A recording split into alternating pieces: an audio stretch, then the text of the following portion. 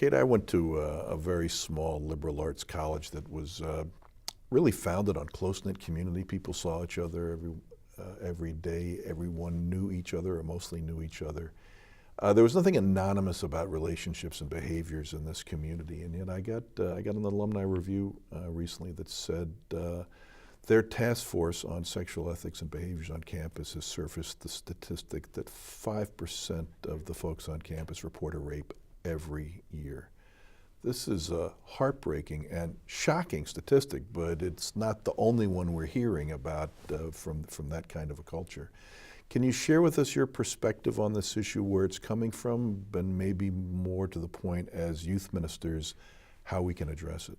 Yeah, so in the context of youth ministry, I think we're preparing young adults to go off to college.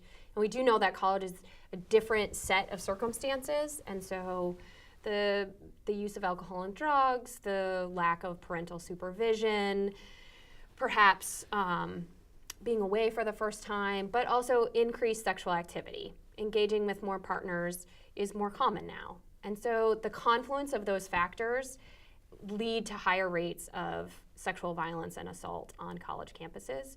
None of that makes it right. I do think probably there was a lot of underreporting in the past or systemic silencing.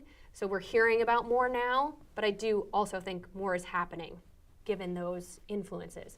So what in youth ministry can we do to start preparing kids for a potential experience like that when they get to college?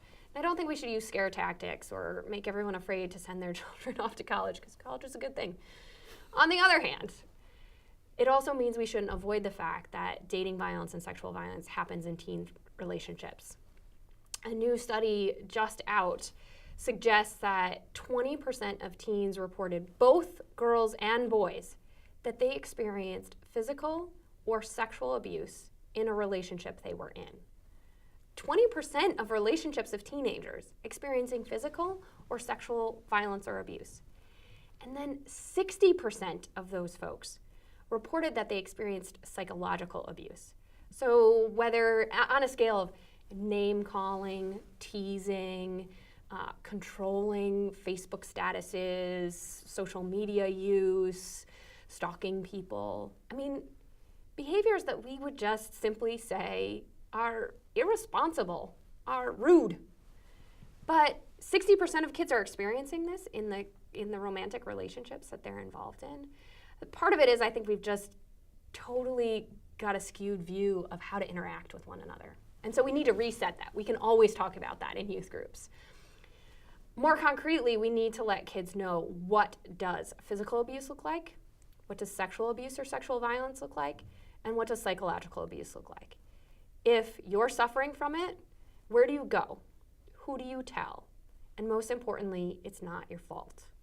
So no matter who you go to, no matter who you tell, you don't have to feel like it's your fault or you did it. You go and you tell someone to help you get out of that relationship. If you're a friend and you recognize it, what is something you can do to help your friend see that that's happening, to get them help, to create situations where they're not left alone with that person so that perhaps the violence can escalate? So we need to give our kids the tools and skills to recognize it, to prevent it, and to be a support system when it does happen, because we are not going to prevent every time that it happens. I think if we equip teenagers with that early on, when they get into situations as young adults in college, they'll be much more aware of what's going on. They might also be better at making decisions about the kinds of folks they hang out with, but that's never going to be a 100% guarantee. So I think always knowing that it's never your fault and that you can go to a trusted place where people will support you is always the most important thing to follow any of those lessons up with.